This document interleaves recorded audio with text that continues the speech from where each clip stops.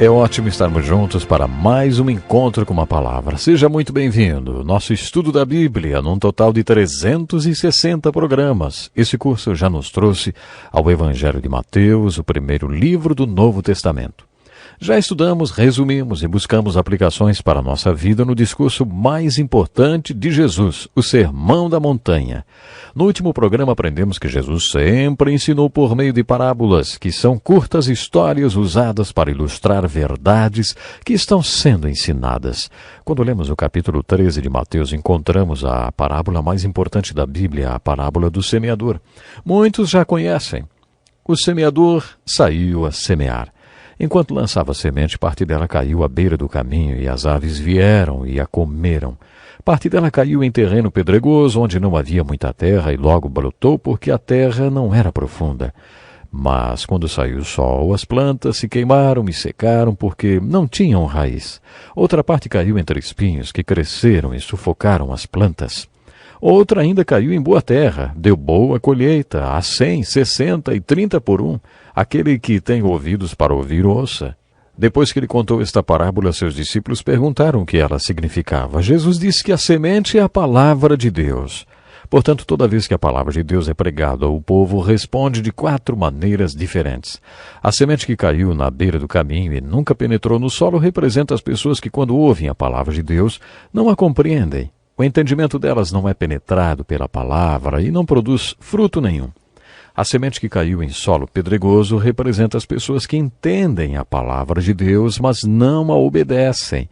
Todos nós temos a nossa vontade. Somos criaturas com capacidade de escolha. Jesus falou dessas pessoas que não obedecem e que têm coração duro. O coração delas está dentro de uma caixa de concreto e a palavra de Deus não tem como penetrar na sua vontade. Isso é desobediência, e onde há desobediência, não há fruto.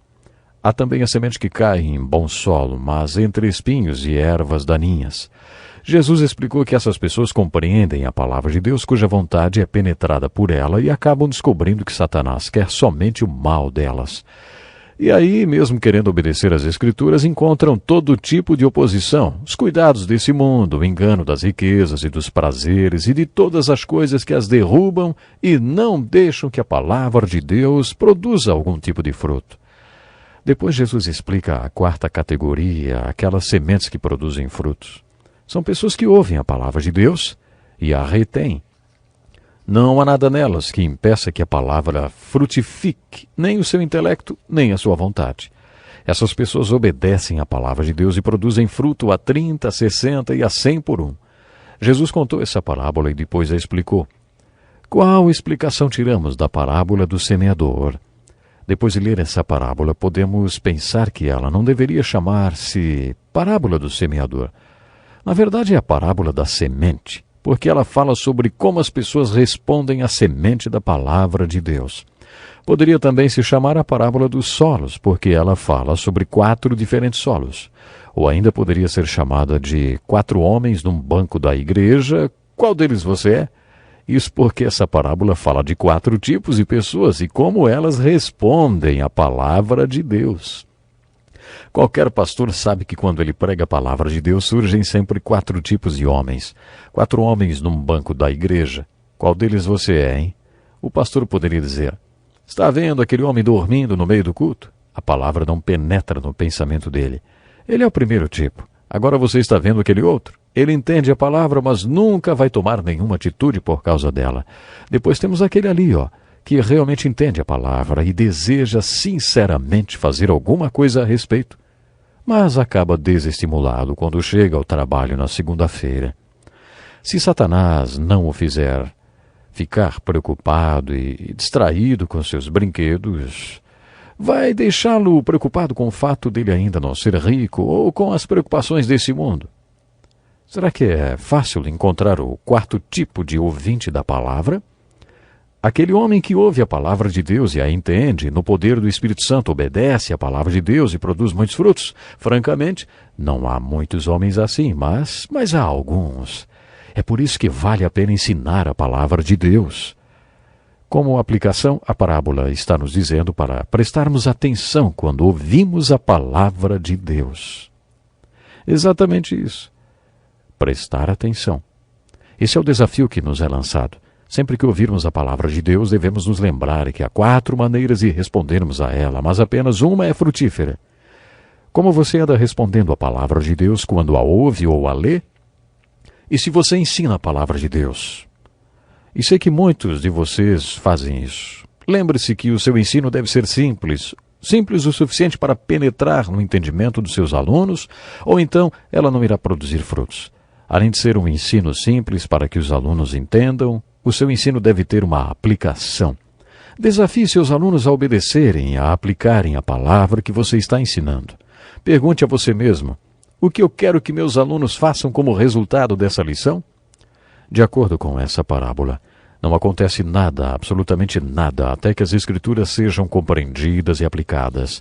É preciso entender que para que as pessoas sejam vencedoras no meio dos espinhos, elas devem entender a palavra de Deus, desejar obedecer a palavra de Deus e depender completamente de Deus. Agora, todo professor tem que perceber o seguinte: eu não posso, mas Ele pode, e Ele está comigo. E como Ele está conosco, podemos ensinar a palavra de Deus sabendo que haverá frutos a 30, a 60 e a 100 por 1. No capítulo 6 do livro de Atos, os apóstolos tomaram a importante decisão quando a igreja começou a crescer. Eles eram apóstolos que estavam servindo à mesa e administrando a distribuição de alimentos para 4.000 pessoas. Então decidiram reunir toda a congregação e pedir que escolhessem alguns homens para cuidar dos assuntos referentes às mesas e alimentos, para que eles pudessem se dedicar ao ministério da palavra e à oração. Quando compreendemos a parábola do semeador, descobrimos que os frutos vêm através da oração e da palavra, porque você não consegue penetrar no entendimento de ninguém. Só o Espírito Santo consegue isso. Você não consegue despertar em ninguém a vontade de obedecer a palavra quando ela é ensinada. A Bíblia diz que é Deus quem efetua em vocês tanto o querer quanto o realizar, de acordo com a boa vontade dele.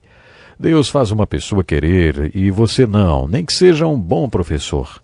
Você simplesmente não consegue fazer isso. Quando você entende isso, compreende a importância da oração e do ministério da palavra. Pense nisso quando ler a parábola do semeador. O ensino da próxima parábola parece semelhante à do semeador. É a parábola do joio. Dessa vez um homem semeou boa semente, mas descobriu que com o trigo nasceu também o joio. A pergunta é: você plantou boas sementes no campo? De onde veio o joio? O joio se parece trigo, não é mesmo? Mas é só mato, não é trigo. Essa parábola aborda um assunto muito importante. Algumas pessoas perguntam ao fazendeiro se ele quer que o joio seja arrancado. E o fazendeiro diz que não, porque não dá para diferenciar o joio do trigo. Ele explicou: deixem que os dois cresçam juntos. Quando chegar o tempo da colheita, o joio será separado do trigo. Quando Jesus dá a interpretação dessa parábola, entendemos no que ela difere da parábola do semeador. Nessa, as sementes não são a palavra de Deus, mas os filhos do reino. E o joio são os filhos do diabo. Isso quer dizer que há 2 tipos de pessoas plantadas no solo desse mundo: os filhos de Deus e os filhos do diabo. Não dá para diferenciar um do outro porque eles são exatamente iguais. A questão é saber de onde veio o joio, os filhos do diabo. Você não plantou sementes boas? A negligência dos homens é mencionada nessa parábola. Mas enquanto todos dormiam, é disso que o diabo precisa para triunfar. Que os homens bons não façam nada, que eles simplesmente durmam. Enquanto todos dormiam, veio seu inimigo e semeou o joio. Qual é a aplicação dessa parábola? Ela está nos dizendo que não é de se estranhar que o trigo cresça junto com o joio na igreja e que não dá para discernir ou distinguir um do outro. Quando Jesus finalizou o Sermão da Montanha, ele disse que há o falso e o verdadeiro, os muitos e os poucos, os que falam e os que fazem. São esses 3 tipos de pessoas que encontramos nas igrejas. Depois de 42 anos como pastor, posso dizer que existem pessoas assim na igreja e não podemos dizer quem é o verdadeiro e quem não é. Essa parábola nos ensina a deixar que os dois cresçam juntos até a colheita. A colheita é uma metáfora do julgamento. E os encarregados são os anjos que separarão um e outro e jogarão o joio no fogo. Existe algo encorajador e esperançoso nessa metáfora referente ao trigo. A divina intervenção traz o julgamento que tira o joio da igreja e traz purificação para o corpo de Cristo. Quando observamos a história e vemos o homem repetindo os mesmos erros, chegamos à conclusão que nossa única esperança é realmente a intervenção divina. Quando um homem ou uma mulher sofre de alcoolismo, o ideal é buscar ajuda rapidamente e não esperar que ele ou ela chegue ao fundo do poço. Promovemos uma intervenção e fazemos uma oferta impossível de ser recusada. Desafiamos a pessoa a buscar tratamento. Isso é o que a pessoa precisa para não cada vez mais estar pior. É exatamente assim que Deus se sente em relação ao mundo. A Bíblia diz que esse mundo está sendo destruído e se Deus não intervir, as coisas só vão piorar. Não há esperança, a não ser que Deus intervenha. Você não pode fazer nada em relação à presença dos filhos do diabo no meio dos filhos de Deus. Você não consegue nem distinguir um do outro, mas Deus consegue. Deus sabe quem é joio e quem é trigo, e sua intervenção dará um veredito final. Essa parábola do trigo e do joio representa um desafio para nós. O capítulo 13 de Mateus traz outras parábolas. Será muito bom você ler todas elas. Mas, antes de encerrar o programa de hoje, eu gostaria de deixar esta pergunta para você. Preste atenção. Você é trigo ou é joio, hein? Você quer ser cristão, mas nunca tomou a decisão de ser um seguidor verdadeiro de Jesus Cristo? Então você é convidado. Tome essa decisão hoje mesmo. Você não pode esperar para amanhã. Vivemos em dias super difíceis, dias de alta preocupação e correria de um lado para o outro. Essa é a grande verdade. Mas você não pode deixar para amanhã. Precisa tomar a decisão hoje. Hoje mesmo. Passe para o lado dos vencedores. Passe para o lado daqueles que servem ao Senhor Jesus Cristo. Eu espero você para o próximo encontro com a palavra. Tenho certeza que seremos muito abençoados através de mais um estudo da palavra do nosso Deus. Até lá então. Este é um estudo escrito pelo Dr. Dick Woodward, na voz do pastor Edson Bruno.